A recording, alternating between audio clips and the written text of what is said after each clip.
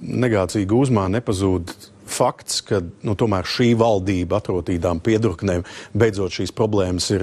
Bez šitās lirikas. Rotītas, nerotītas. Bet nevar arī uz to skatīties tā, kā tas pēkšņi tagad ir uzbūris šo ainu.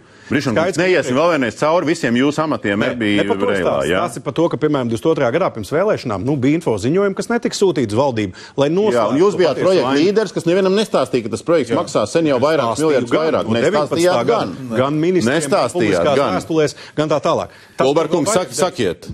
Es gribētu pateikt, piedošanu, bet jūs esat daļa no visu šā projekta un esat daļa no problēmas arī. Un nevar viņus atrisināt, kamēr pats neatzīst Rīgas cilpas jautājums.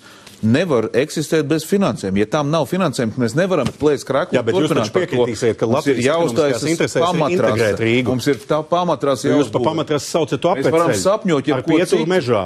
Nevis pietur Rīgas centrālajā stacijā un Rīgas lidostā. Es tomēr uzskatu, ka Latvijas ekonomiskajās interesēs ir mūsu galvaspilsēta un lidostu savienot. Atvainoju par kādu naudu. Ja ir 1,2 miljardi. Mēs tikko konstatējām, mums naudas nav arī vertikālē. Un cits naudas nav. Tad mēs tagad veidojam šo savienojumu uz dienvidiem.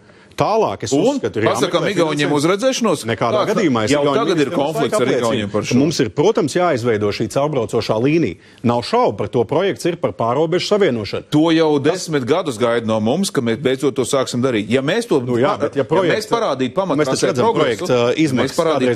progresu, mums būtu rezultāts. Mums būtu cits pozīcijas sarunās ar Eiropu. Mēs mēģinājām piemānīt Eiropu. Mēs reāli mēģinājām piemānīt. Rīgas cilpu un neuzbūvētās ēkas ir tieši iemesls tam, ka mēs gribējām apmānīt Eiropu. Kopuzņēmums ir kavējies ar projektēšanu, par to nav šaubu. Par to nav mazāko šaubu. Tur kavēšanās ir ļoti pamatīga. Atmirkli, atgriežoties pie Baltijas. Nesen tikāties 3 Baltijas valstu ministri. Un kas bija rezultāts? Nevienojāties par lietām, ko varbūt varētu vienoties, un lietuvieši mierīgi rulē uz priekšu to, ka viņi paši iet uz savu vilcienu iepirkumu.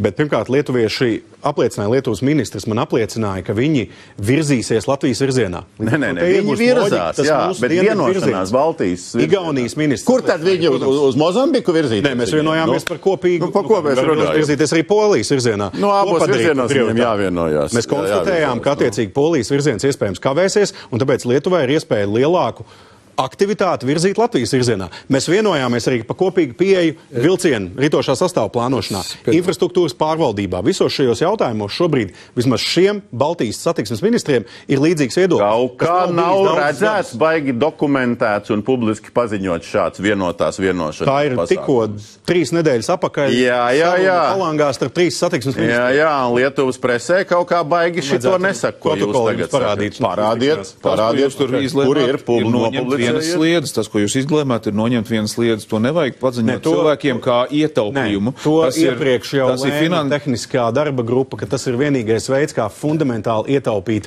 šīs pirmās. Tā nav ietaupīšana, piedošana. Es piekrītu, tā būs 4 dārgāka lieta pēc tam. Bagāts kā grib, nabaks kā var. Šajā gadījumā uzbūvējot uzbērumu 2 sliežu ceļiem, sākotnēji uzliekot vienu, jā, nākotnē būs dārgāk uzlikt šo otru sliežu ceļu. Tas ir veids, kā izveidot neizpildīsim neko no ieguvumiem.